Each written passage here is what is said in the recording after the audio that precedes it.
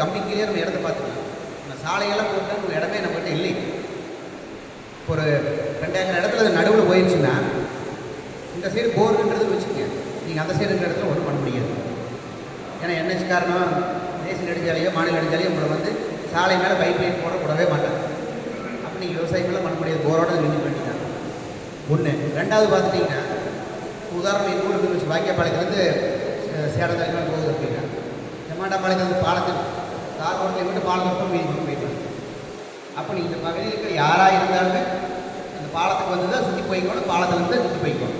நீங்கள் நினைக்கிற மாதிரி இந்த கடைக்கு அங்கே போயிடலாம், அவங்க போய் போக முடியாது. அப்போ நம்மளுக்கு வீணாக அலைச்சல் அதிகம்.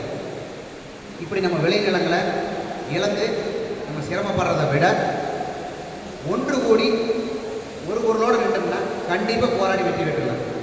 என்ன சொல்கிறீங்க? ஏன்னா இவ்வளவு சிரமப்பட்டு பாடுபட்டு நம்ம அவங்க இடத்த கொடுத்துட்டு கைடு வேலையில் தான் கொடுப்பாங்க. எல்லாம் கேட்டு சேர்த்து கேட்டலாம் கண்டிப்பாக அவங்க கொடுக்கவே மாட்டாங்க. சின்ன வயசில் என்ன கொடுப்பாங்க? கைடு வேலையை கொடுப்பாங்க. எனக்கு 40 லட்சம் இருக்குன்னு வச்சுக்கேன், கொஞ்சம் ஊராட்சி பேச்சு வெறும் 4 லட்சம் தான். என்னோடது 1 கோடிக்கு தான் போகுது, அவங்களும் 1 கோடிக்கு தான் போகுது. இப்போ நீங்கள் கணக்கு போட்டு நான் 2.25% கொடுப்பாங்க. இப்போ 40 2.25 மட்டும் 90 கிட்ட வந்துருக்கு. 4 2.25 9 லட்சம் தான் கிடைக்கும். ஆக நீங்கள் இழப்பீடு வாங்கிடலாம், சேர்த்து கேட்டெல்லாம் கொடுக்குறாங்கல்ல, ஒரு பகல் கனவு கதையில் விட்டுருங்க. அவர் ரோடு அப்படி தான், நீங்கள் விலை ஏறிட்டு கண்டிப்பாக ஏறாது. உங்களுக்கெல்லாம் கீழே இறங்கு. இப்போ நம்ம தார் ரோடு இருக்குது, நம்ம உடனே ரோடு பேசுகிற பூமி இருக்குதுங்க அப்படின்ட்டிங்கன்னா 1 லட்சம் ஏக்கராக்கு 5 லட்சம் 10 லட்சம் சேர்ந்து கிடைக்கும். நீங்கள் இந்த ரோடு பேசுக்கு என்ன காரணம்? தார் ரோட்டில் வந்து அப்படியே நம்ம இடத்துல திரும்பிடலாம். ஆனால் இந்த புறவழிச்சாலை அமைச்சிட்டாங்கன்னா எந்த இடத்துலையும் கீழே இறங்க போட மாட்டாங்க. அப்போ நீங்கள் உங்கள் இடத்துக்கு நீங்கள் ரோட்டில் வந்து இறங்க எடுத்து குடிச்சு போடணும், இறங்கவே முடியாது.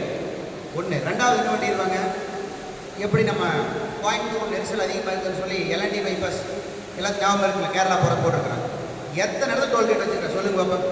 திருச்சி ரோட்டில் 2, நீலம்பூரில் 1, பொள்ளாச்சி ரோட்டில் 2, மதுக்கரையில் 1, ஆரம்பத்தில் ரோட்டில் 2 ஒன்றா, கட் ரோட்டில் பூரா ஒரு ஆளுங்களை கொண்டு போகிறது தடி தூக்கிட்டு கொண்டிருந்தாங்க. உள்ளே போன காசு. அப்போ நம்ம இடத்தையும் பிடிங்கிட்டு நம்ம உள்ள வர போட மாட்டோம். நல்லா தெரிஞ்சு வச்சுருந்தீங்க, அந்த ரோட்டில் ஏறியா நம்ம மதிப்பு உயர்ந்து வாழ்க்கையில் எங்கேயும் முன்னேற முடியாது, எந்த மதிப்பு உயராது. மாறாக நீங்கள் அந்த ரோட்டில் அடிதான் வாங்கணும். ஆக நீங்கள் இதில் பெரிய இடைஞ்சிருக்கு டோல்கேட். இதனால் எந்த பயனும் கிடையாது. இது ஏன் திட்டம் போடுறாங்கன்னா பேப்பரில் தினமலரில் விளம்பரம் கொடுக்கும்போது போட்டுக்கிறாங்க, கோவை பெருநகரத்தினுடைய நெரிசலை குறைக்க. என்ன நெரிசல்? இந்த சாலையிலிருந்து நல்லா தெரிஞ்சுக்குங்க, திருச்சி மாவட்டத்தில் திருச்சி கரூர் அந்த ரோட்லேருந்து வரதாகட்டும், திண்டுக்கல் மதுரை திருநெல்வேலி திருச்சிக்கு வரதாகட்டும், யாருமே வந்து இது வரைக்கும் அதிகமாக வரதாகட்டும் சுற்றுலா பயணிகள் இந்த கொடைக்கானல்லேருந்து வர்றது, இங்கே வர்றது, ஊட்டி வரக்கு போகிறாங்க. இது வரைக்கும் யாருமே வந்து கேரளா போகிறக்கு எல்என்டி பைபாஸில் போயிடுறாங்க, ஊட்டி போகணுன்னா காரணப்பேட்டையிலேருந்து அன்னூர் வெளியே போயிடுறாங்க. யாருமே நகரத்துக்குள்ளே போகிறதே கிடையாது. நீங்கள் மேற்கு புறவழிச்சாலை எடுத்துட்டிங்கன்னா ஓரளவுக்கு கோயம்புத்தூரை தாண்டி தான் போகணும். அது வந்து கோயம்புத்தூர் கிட்ட போகணும், கோயம்புத்தூர் தாண்டி தான் போகணும். ஆனால் அந்த கிழக்கு புறவழிச்சாலையில் இருவழிச்சாலைகள் அதை கனெக்ட் பண்ணக்கூடிய அந்த சாலையில் அதிகமாக இருக்குது. என்ன பயன்பாட்டில் இருக்குது. நீங்கள் காரன்பேட்டையில் எடுத்துட்டீங்கன்னா சோமரில் தான் நெரிசல், நம்ம பாலமேட்டில் தாராளமாக அதை தாண்டி அன்னூர் வரைக்கும் ஒரே சாலை நேராக போகும். இப்போ அந்த சாலை விரிவாக்கம் பண்ணிடலாம். நீங்கள் சேலம், கிருஷ்ணகிரி, தருமபுரி, நெய்வேலி அங்கேருந்து வந்தீங்கன்னா ஊட்டி வரைக்கும் அவனாசிலேருந்து அழகோட மேற்பாளையத்துக்கு அருமையான சாலை. யாரும் கோயம்புத்தூர் நகரம் தேடி போகிறதே இல்லை. இப்போ 250 கோடி ரூபாய் இதில் மாநில அரசு வந்து 4 வழிச்சாலையை விரிவாக்கம் பண்ணி விரைவாக சாலை விரிவாக்கம் பண்ணி நடந்துட்டு. அப்போ இந்த சாலை விரிவாக்கம் பண்ணி விட்டு அதே போல் அன்னூர் வந்து மேட்டுப்பாளையம் ரோடு, அன்னூர் ரோடு, அன்னூர் கோயம்புத்தூர் அன்னூர் ரோட்டையும் மேட்டுப்பாளையம் கோயம்புத்தூர் ரோட்டையும் இணைக்கிறது அந்த குறுக்கோளி ஒரு சாலை இருக்குது. அதே போல் பல்லடத்துக்கு வண்டி செட்டிவாளைக்கு மேலே எல்என்டி பைபாஸ் போய் சேர்ந்து அங்கே ஒரு பெரிய சாலை ஒன்று இருக்குது.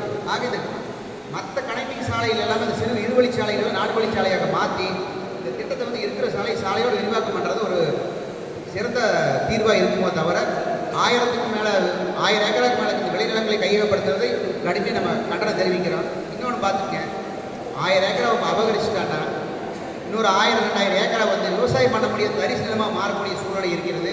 காரணம் என்ன? அந்த தண்ணி பைப்பிங்க கட்டாயம் நம்ம போக முடியாது. இதெல்லாம் பல காரணம் இருக்குது. எனவே நம்ம இதையெல்லாம் வந்து இந்த இவ்வளோ தூரத்து நம்ம இதை விடவே கூடாதுன்னு சொல்லிட்டு அப்புறம் அதே மாதிரி கடைசியாக பார்த்திங்கன்னா ஒற்றுமை. இன்றைக்கி நம்ம ஒரு ஆள் போனால் போது இன்னும் போயிட்டாங்க அப்படிங்கிறது கிடையாது. இந்த போராட்டம் முடிகிற வரைக்கும் கண்டிப்பாக நீங்கள் எல்லாம் ஒருங்கிணைந்து வந்தாலும் மட்டும் ஜெயிக்க முடியும். இதே இந்த டவர் லைன் போராட்டத்தில் இன்னும் நம்ம மாநில தலைவர் சட்டமன்ற நான் ஒரு அண்ணன் இருக்கிறார், அண்ணன் எல்லாம் வந்து பார்த்தீங்கன்னா இன்னும் வழக்கு இருக்குது, கோர்ட்டுக்கு போயிட்டு தான் இருக்கிறாங்க. நாளைக்கு திங்கக்கிழமை எங்களுக்கு வாய்தா. அது அந்த இழப்பீடு சும்மாலாம் தெரியல, பல கேஸுகளை போட்டு இன்னும் கோர்ட்டுக்கு வீட்டுக்கு நடந்துட்டு தான் இருக்கு.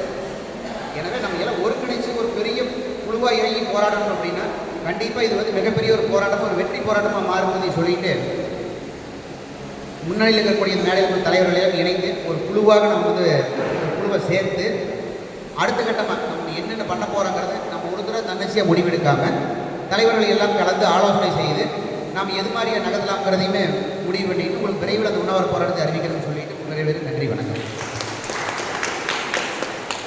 அடுத்ததாக திரு ஜி.கே. நாகராஜன்,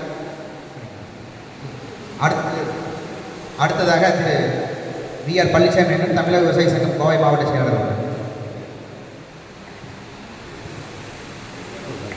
இந்த கூட்டத்திற்கு தலைமை ஏற்கக்கூடிய